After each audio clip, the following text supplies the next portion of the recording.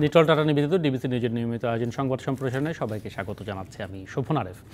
দিনের বাছাই করা সংবাদ এবং এর পর্যালোচনা নিয়ে আজকের সম্প্রসারণে অতিথি হিসেবে আমাদের সাথে আছেন এনটিভির বার্তা প্রধান জনাব জহিরুল আলম এবং আমাদের সাথে এটিএন বাংলার প্রধান নির্বাহী সম্পাদক জয় ইমামুন যুক্ত হবেন কিছুক্ষণের মধ্যে।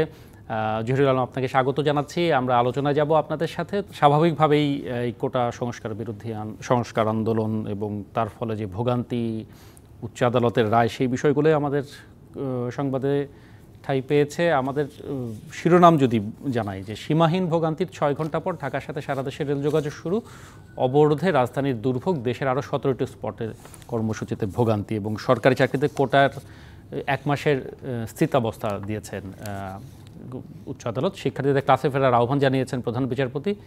আইন পাশের দাবি করছেন আন্দোলনকারীরা। এই তো প্রেক্ষাপট, মানে আদালতের আদেশের পরেও আন্দোলনকারীদের এই কর্মসূচি চালিয়ে যাওয়ার আপনি যৌক্তিকতা কতখানি দেখেন?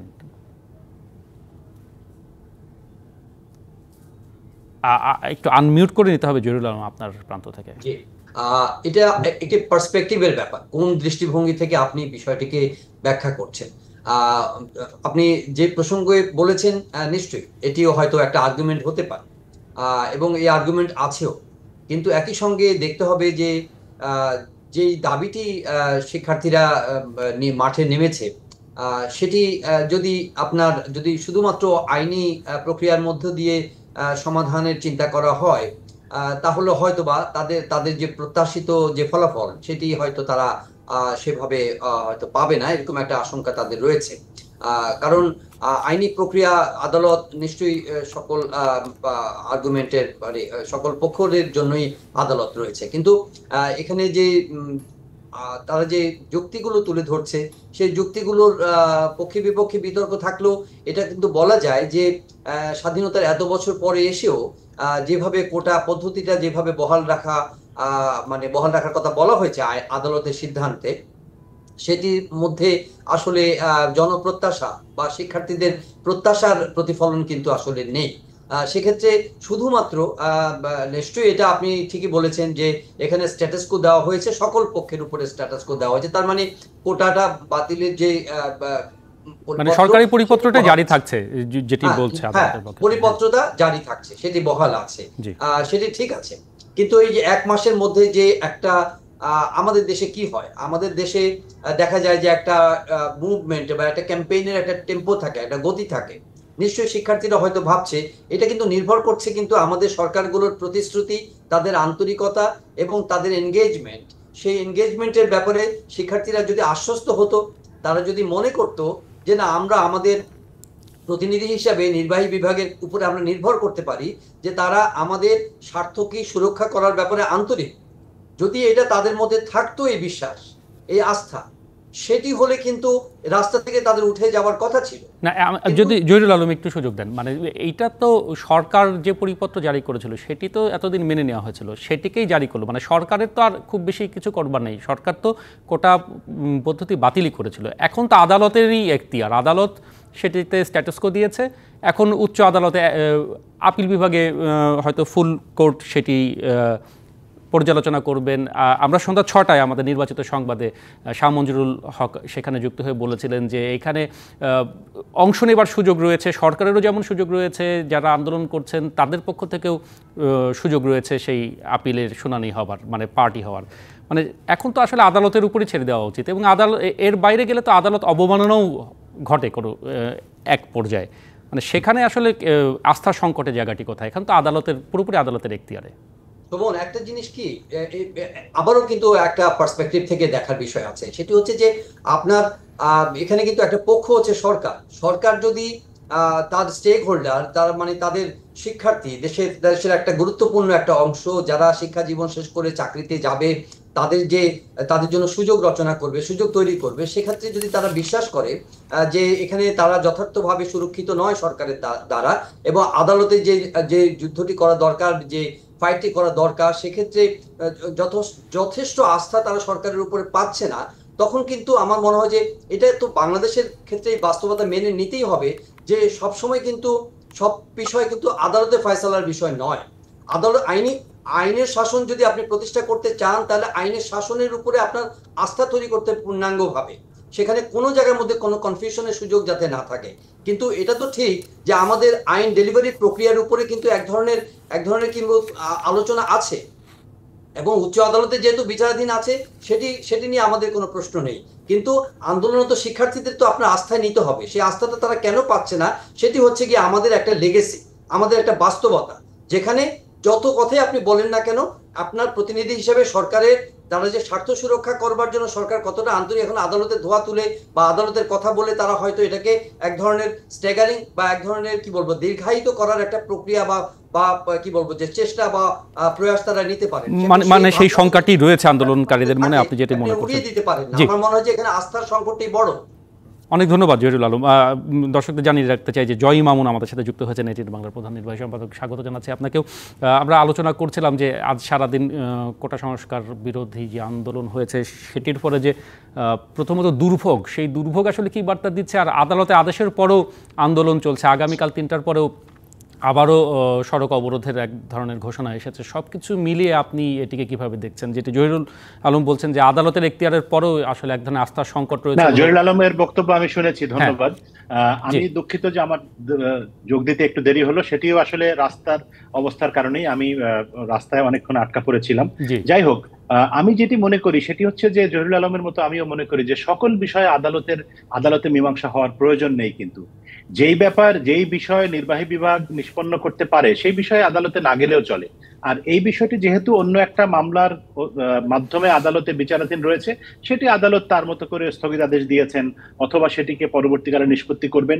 কিন্তু শিক্ষার্থীরা যে দাবি করছে তাদের দাবিটি যৌক্তিক নাকি অযৌক্তিক সেটি নিয়ে তো একটা আলোচনার দাবি রাখে। আমি যদি খুব সাদা চোখে দেখতে চাই যে মুক্তিযোদ্ধারা অবশ্যই বাংলাদেশ স্বাধীন করে দিয়েছেন, আমাদের রাষ্ট্রীয় পরিচয় এনে দিয়েছেন, আমাদের ব্যক্তিগত সত্তা, সবকিছুর জন্যই আমরা মুক্তিযোদ্ধাদের কাছে কৃতজ্ঞ। এবং সেক্ষেত্রে চাকরিতে মুক্তিযোদ্ধাদের জন্য একটি কোটা স্বাধীনতা পরবর্তীকালে চালু হয়েছিল। আরো পরবর্তী সময় যখন তাদের চাকরির বয়স অতিক্রান্ত হলো, তাদের ছেলে মেয়েদের জন্য একটা কোটা চালু করা হলো, এবং সেটিতেও কিন্তু আমরা আপত্তি করছি না। আমরা বলতে আমি আন্দোলনকারীদের সঙ্গে কথা বলে দেখেছি, তারাও আপত্তি করছেন না যে মুক্তিযোদ্ধাদের সন্তানদের জন্য কোটা থাকলেও ঠিক আছে। কিন্তু তাদের নাতি নাতনি থেকে শুরু করে কত প্রজন্ম পর্যন্ত আপনি এই সুবিধাটা দিবেন? এটি কি সম্মান জানানো হচ্ছে আসলে প্রকৃত মুক্তিযোদ্ধাদেরকে? আমার তো সেরকম মনে হয় না। একজন মুক্তিযোদ্ধা, ধরেন আমার দাদা মুক্তিযোদ্ধা ছিল, এখন দাদার যদি 5 জন ছেলে মেয়ে থাকে এবং তাদের প্রত্যেকের যদি 5 জন করে ছেলে মেয়ে থাকে, তার মানে 25 জন কোটা, একজন মুক্তিযোদ্ধা 25টা কোটা পাবে। এটি তো যৌক্তিক আলোচনা হতে পারে না। সেই জন্য যে আন্দোলনটি ছেলেমেয়েরা করছে, শিক্ষার্থীরা করছে, তাদের আন্দোলনের যৌক্তিকতা নিয়ে আমি মনে করি সরকারের তরফ থেকে এক ধরনের একটা আলোচনা হতে পারতো, তাদের সঙ্গে কথাবার্তা হতে পারতো, এবং এটি নিয়ে সিভিল সোসাইটির লোকজনও আলোচনা করতে পারতেন।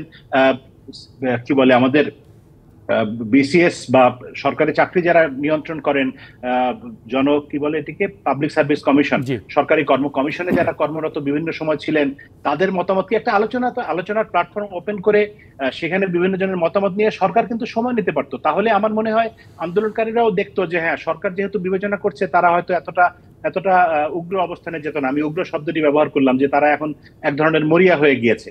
আর দুর্ভোগের কথা আপনি বলছিলেন, আন্দোলন মানে তো দুর্ভোগ হবেই। যে কোনো আন্দোলন, আপনি যদি সেই যুদ্ধাপরাধীদের বিচারের দাবিতে শাহবাগে আমরা যে আন্দোলন করেছিলাম, তখন কি মানুষের দুর্ভোগ হয়নি? শাহবাগের মতো গুরুত্বপূর্ণ রাস্তা দিনের পর দিন বন্ধ করে রাখার কারণে কিন্তু হাজার হাজার মানুষ, লক্ষ লক্ষ মানুষের দুর্ভোগ হয়েছে। যে কোনো আন্দোলন সংগ্রাম মানেই একটা দুর্ভোগ থাকবে, এবং সেটা আপনাকে মেনে নিতেই হবে। সেই জন্য সরকারের বা রাষ্ট্রের দায়িত্ব হচ্ছে জনদুর্ভোগ যাতে না হয়, সেজন্য আন্দোলনকারীরা যে কথাগুলো বলতে চায় তাদের কথা শুনতে হবে, তাদের দাবি যৌক্তিক কিনা সেটা নিয়ে আলোচনা করতে হবে, যৌক্তিক হলে আংশিকভাবে মেনে নিতে হবে। এখন কি তাহলে সেই আলোচনার পথ কি আর আছে কিনা, খোলা আছে কিনা? কেন থাকবে না?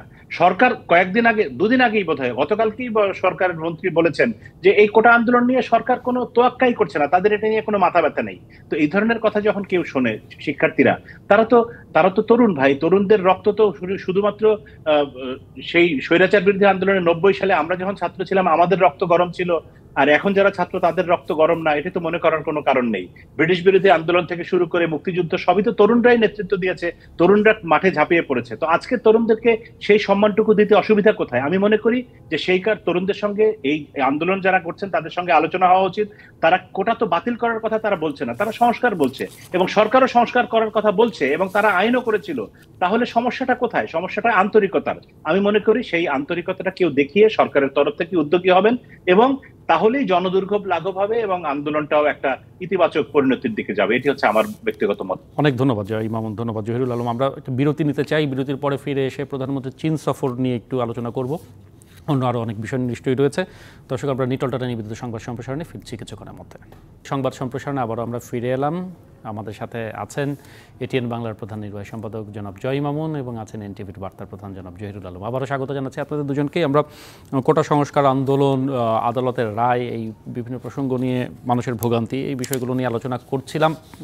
প্রধানমন্ত্রী চীন সফর নিয়ে আমরা একটু আলোচনা করতে চাই। আমাদের শিরোনাম ছিল যে বাংলাদেশের অবকাঠামো উন্নয়নে $1 বিলিয়ন সহায়তার আশ্বাস দিয়েছেন চীনা প্রেসিডেন্ট, জানিয়েছেন, এবং রোহিঙ্গা সংকটও তাদের একটা ভূমিকা থাকবে। হাসিনা শি জিনপিংয়ের যে বৈঠক হয়েছে সেখান থেকে আমরা জানতে পেরেছি। আমি জয় মামুন আবার আপনার কাছে আসতে চাই। এর বাইরেও 21টি সমঝোতা স্মারক সই হয়েছে, 7টি ঘোষণাপত্রে সই হয়েছে, নবায়নও হয়েছে 3টি সমঝোতা স্মারক। মানে সব কিছু মিলিয়ে ভূ রাজনৈতিক পরিস্থিতি ইত্যাদি বিবেচনায় প্রধানমন্ত্রীর এই সফরকে আপনি কিভাবে মূল্যায়ন করছেন? আচ্ছা, আমি যেটা বলছিলাম একটু আগে, যে জহির ভাইকে আগে বললে ভালো হতো, কারণ উনি আসলে এই পার্টিকুলার বিষয়ের এক্সপার্ট। ওনার কাছ থেকে একটু শুনতে চাই আমি, তারপরে আমি। আচ্ছা, ঠিক আছে, অসুবিধা নেই। জহিরুল আলম, স্বাভাবিকভাবে আপনি দীর্ঘদিন এই বিট করেছেন, আপনার কাছ থেকে আমরাও জানতে চাই। জি, না, ধন্যবাদ। এই যে সফরটি, এটি অনেকদিন ধরে এর গুরুত্ব মানে আলোচিত হয়ে আসছে। কারণ 7ই জানুয়ারি যে নির্বাচন, এই নির্বাচনে চায়না যে অকুণ্ঠ এবং আনকন্ডিশনাল সমর্থন এবং লেজিটিমেসি সরকারকে দিয়েছে এবং ধারাবাহিকভাবে দিয়ে যাচ্ছে, সেটির একটা কি বলবো রিফ্লেকশন বা এক ধরনের কি বলবো যে ওয়ার্ম সম্পর্কের, সরকারের সঙ্গে একটা ওয়ার্ম সম্পর্কের একটা বহিঃপ্রকাশ হচ্ছে এই সফর। তার আগে প্রধানমন্ত্রী দিল্লি সফর করেছেন দুবার। তবে চায়না সফরটির সঙ্গে একটা কি বলবো যে স্ট্র্যাটেজিক যেমন সম্পর্ক আছে, একই সঙ্গে বেশ অর্থনৈতিক কিছু স্বার্থ যুক্ত হয়ে গেছে। স্ট্র্যাটেজিক সম্পর্কের দিক থেকে আমরা জানি যে ভারত আমাদের নিকট প্রতিবেশী, এবং সেই নিকট প্রতিবেশীর সঙ্গে সম্পর্ককে রক্ষা করে চীনের সঙ্গে যে আমাদের ব্যাপক অর্থনৈতিক এবং বাণিজ্য সম্পর্কের যে গতি, সেটি কিন্তু সাম্প্রতিক বছরগুলোতে অনেক নতুন মাত্রায় উপনীত হয়েছে। এবং এই সম্পর্কটি আমাদের অনারেবল প্রাইম মিনিস্টার যতটা মুন্সিয়ানার সঙ্গে রক্ষা করেছেন বা রক্ষা করে চলেছেন, সেটি দেশে বিদেশে কিন্তু অনেকটাই ওনার কৃতিত্ব এবং ওনার নৈপুণ্যের স্বাক্ষর রেখেছে। এবং সকলেই বলেছেন যে একই সঙ্গে চীন এবং ভারতের সঙ্গে সম্পর্ক রক্ষা করে আমাদের বিদেশ নীতি যেভাবে মাননীয় প্রধানমন্ত্রী বজায় রাখতে পেরেছেন, সেটি একজন সরকার প্রধান হিসেবে সেটি কিন্তু প্রশংসিত হয়েছে বিভিন্নভাবে। তো তারই ধারাবাহিকতা মাননীয় প্রধানমন্ত্রী এবার গেছেন। বেশ কিছু বিষয়ে চীন যে ধারাবাহিকভাবে বাংলাদেশকে সহযোগিতা দিয়ে চলেছে, সেটি রিনিউয়াল হয়েছে। আপনি বলেছেন যে প্রায় 28টি চুক্তি স্বাক্ষরিত হয়েছে এবং 2টি রিনিউয়াল হয়েছে। এটা কিন্তু মানে ওয়াইড রেঞ্জিং। আপনার অবকাঠামো খাত, ব্যবসায়ী খাত, ডিজিটাল অর্থনীতি, সংবাদ মাধ্যম, দুর্যোগ ব্যবস্থাপনা, সুনীল অর্থনীতি, আমাদের মানে নতুন করে সেতু নির্মাণ, বাংলাদেশ চায়না মৈত্রী সেতু নির্মাণ, আরো 6ষ্ঠ এবং 9ম সেতু নির্মাণ থেকে শুরু করে এমনকি প্রতিরক্ষা খাতে আমরা জানি যে আমরা কিন্তু চীনের সঙ্গে আমাদের কিন্তু একটা খুব গভীর সম্পর্ক রয়েছে। সবকিছু মিলিয়ে চায়না যে আমাদের একটা উদার দৃষ্টিভঙ্গি নিয়ে বাংলাদেশকে সহযোগিতা করতে চাচ্ছে, তার রিফ্লেকশন ঘটেছে প্রধানমন্ত্রীর সঙ্গে মিটিংয়ে এবং প্রেসিডেন্ট শি জিনপিং এর সঙ্গে মিটিংয়ে। বারবারই কিন্তু তারা সেই কি বলবো প্রতিশ্রুতির কথা কিন্তু বলেছেন যে বাংলাদেশের পাশে আছেন তারা। এবং আমাদের পররাষ্ট্রমন্ত্রীর ঘোষণা অনুযায়ী $1 বিলিয়ন নয়, 1 বিলিয়ন চাইনিজ মুদ্রা, যেটা আপনার তারা 1 বিলিয়ন যে ইউয়ান দিচ্ছেন, সেই ইউয়ানের হিসেবে হয়তো 1000 প্লাস কিছু বেশি কোটি টাকা হিসেবে হয়তো বা আমরা পাবো। কিন্তু এই টাকাটি আমাদেরকে বিভিন্ন আপনার যেটি উনি টার্ন করেছেন এরকম যে গ্র্যান্ট অর্থ সহায়তা হিসেবে, কিছু ইন্টারেস্ট ফ্রি, কিছু কনসেশনাল, কিছু হচ্ছে কমার্শিয়াল, লোন হিসেবে ওনারা দিবেন, সহায়তা হিসেবে দিবেন। তা আমার কাছে মনে হয়েছে যে বাংলাদেশের যে প্রত্যাশা, আর্থিক সহযোগিতার যে প্রত্যাশা, সেই প্রত্যাশার জায়গাটি এখনো আমার কাছে পরিষ্কার হয়নি। কারণ বাংলাদেশ রিজার্ভের ক্ষেত্রে একটা সংকটের মধ্য দিয়ে যাচ্ছে এবং সামগ্রিকভাবে আমরা ইন্টারন্যাশনাল যেগুলো লেন্ডিং এজেন্সির কাছে আমাদের যে লোন আছে, সেই লোনগুলোর কিস্তি পরিশোধ করা সহ বেশ কিছু দায় দেনা আমাদের রয়েছে। সেই দায় দেনাগুলোকে আপনার সহনীয় করবে, চাপটা সহনীয় করার ক্ষেত্রে চায়না একটা কার্যকর অর্থনৈতিক আর্থিক সহযোগিতা নিয়ে আমাদের পাশে দাঁড়াবার কথা, কিন্তু সেই 1 বিলিয়ন ইউয়ানের মাধ্যমে সেটি কতটা কার্যকরভাবে পূরণ করতে পারবে, সেই চাপটা কতটা সহনীয় করতে পারবে, সেটি নিয়ে আমি এখনো পরিষ্কার নই। তবে বলা যায় যে এই সফরটি দুদেশের যে নেতৃবৃন্দ প্রধানমন্ত্রীকে যেভাবে আপনার অভ্যর্থনা জানিয়েছেন এবং বিশাল একটি সফর, মানে এন্টুরাজ প্রধানমন্ত্রী নিয়ে গেছেন, সবকিছু মিলিয়ে বোঝা যাচ্ছে যে চীন বাংলাদেশের সঙ্গে খুব গভীরভাবে যুক্ত থাকার জন্যই একটা কি বলবো যে একটা সিগন্যাল, মানে সেই বার্তাটি এখানে প্রকাশ পেয়েছে। জি, অনেক ধন্যবাদ। পুরো প্রেক্ষাপটটি সুন্দরভাবে আমাদেরকে পরিষ্কার করবার জন্য জহিরুল আলম।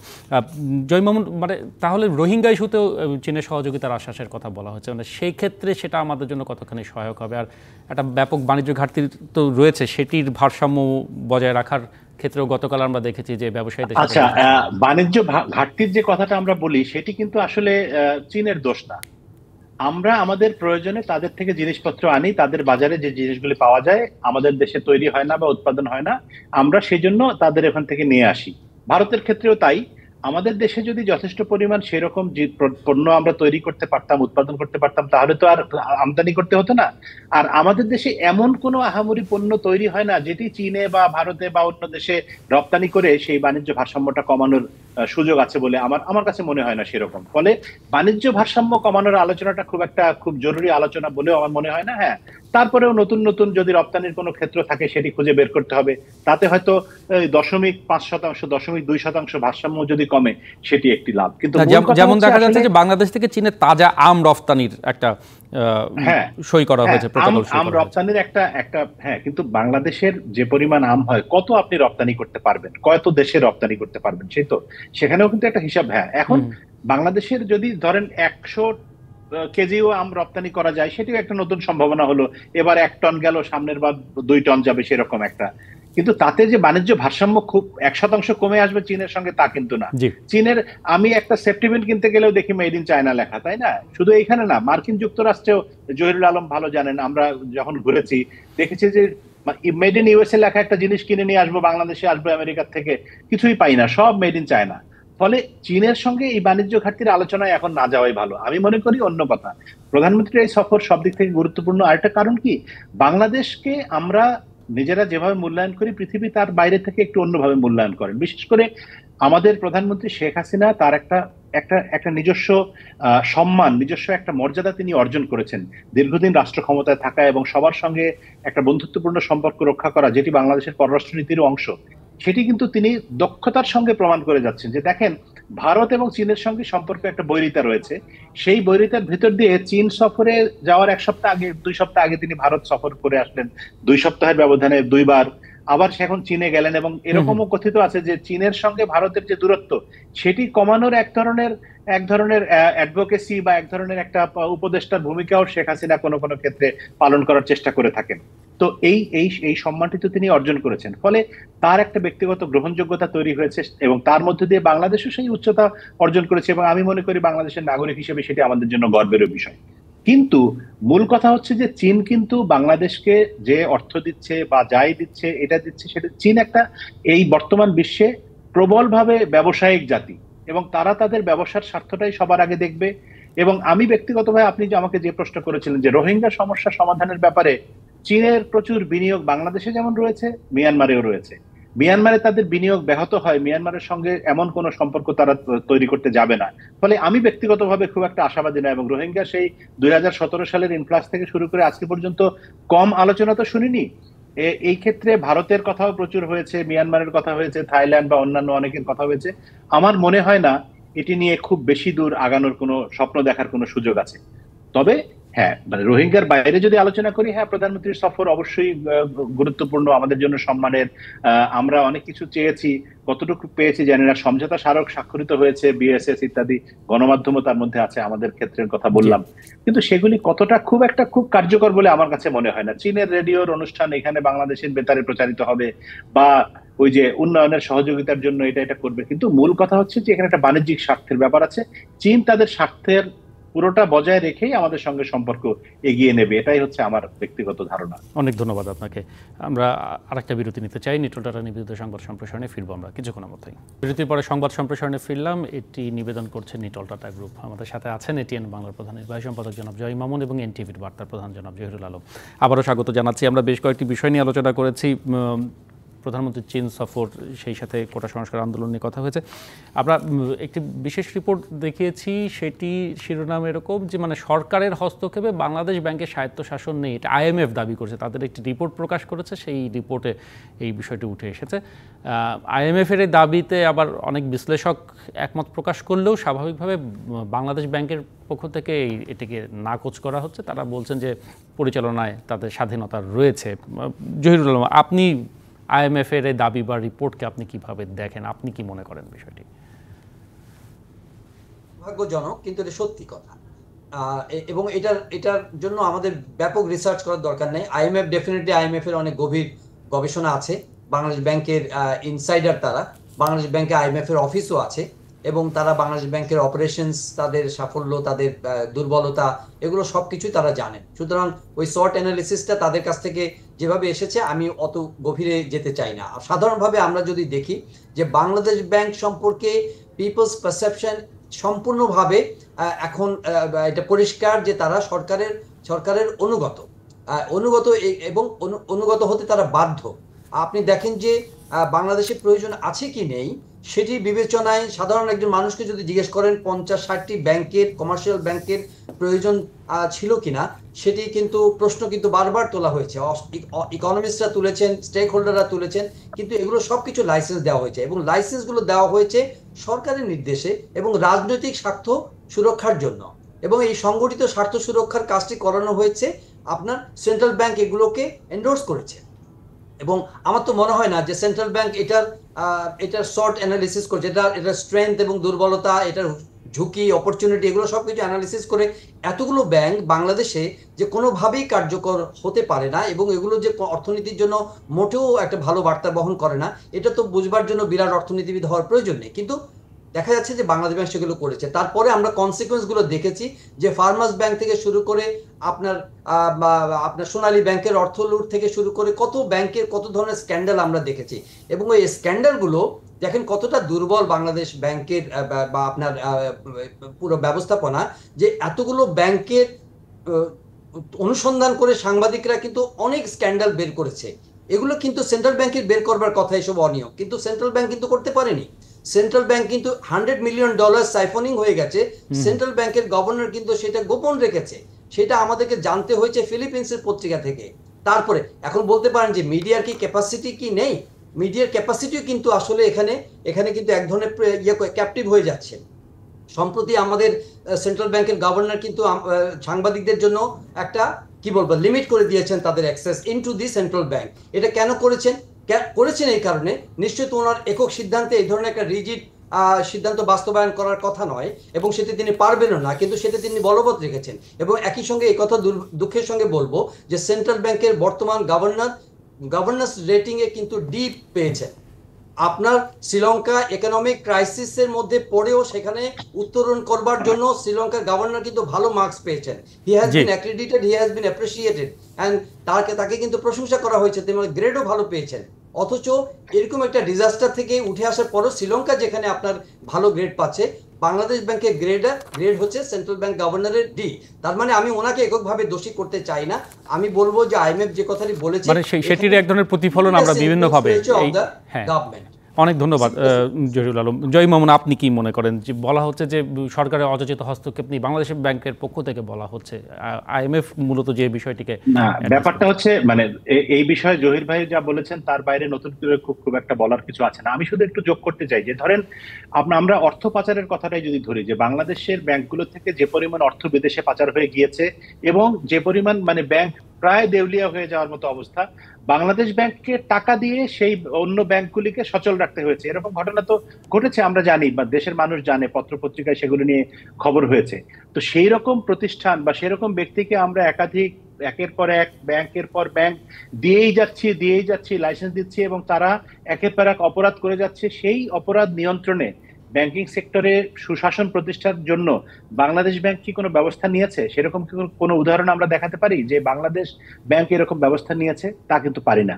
তার মানেই হচ্ছে যে বাংলাদেশ ব্যাংক এক ধরনের সরকারের রাজনৈতিক ইচ্ছা বাস্তবায়ন করে যাচ্ছে তাদের কর্মকাণ্ডের ভিতর দিয়ে।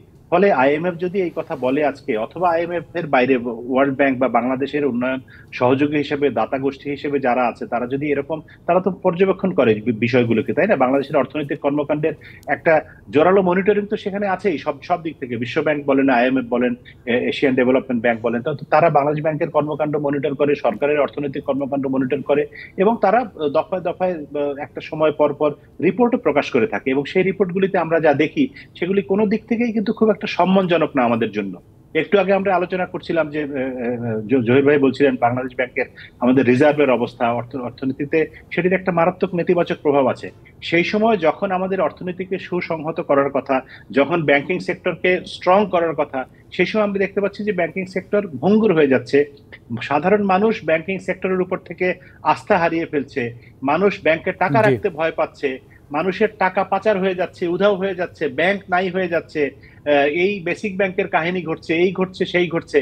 তো তাহলে আইএমএফ কে আপনি দোষ দিবেন কি করে? আপনি নিজেই তো নিজের দেশের মানুষ কি বলে সেটি জিজ্ঞেস করেন। তাদের কি খুব একটা আস্থা আছে বাংলাদেশ ব্যাংকের উপরে, বাংলাদেশ ব্যাংকের রেগুলেটরি সিস্টেমের উপরে, অথবা বাংলাদেশ ব্যাংকের গভর্নর যদি প্রধান নির্বাহী হন তার উপরে? সেই আস্থাও তো দেশের মানুষেরই নেই। তাহলে বিদেশে আইএমএফ এর কাছে যেতে হবে কেন সেই অনাস্থার সার্টিফিকেট নেওয়ার জন্য? এবং সেটি সরকারের নিযুক্ত গভর্নর, সরকার তাকে দিয়ে যেভাবে কাজ করাচ্ছেন তিনি করছেন। ফলে এটি মনে করা খুবই স্বাভাবিক যে সরকারের আজ্ঞাবহ হয়েই তিনি কাজ করছেন এবং তিনি সরকারের পারপাস সার্ভ করছেন, রাজনৈতিক পারপাস সার্ভ করছেন।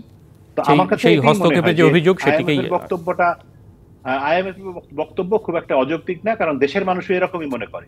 অনেক অনেক অনেক ধন্যবাদ আপনাদের দুজনকে, জয় মামুন, জহিরুল আলম। ধন্যবাদ জানাতে চাই এখন আমাদের সাথে যারা ছিলেন। এই ছিল আমাদের আজকের নিটল টাটা নিবেদিত সংবাদ সম্প্রসারণে। থাকুন ডিবিসি নিউজের সাথে।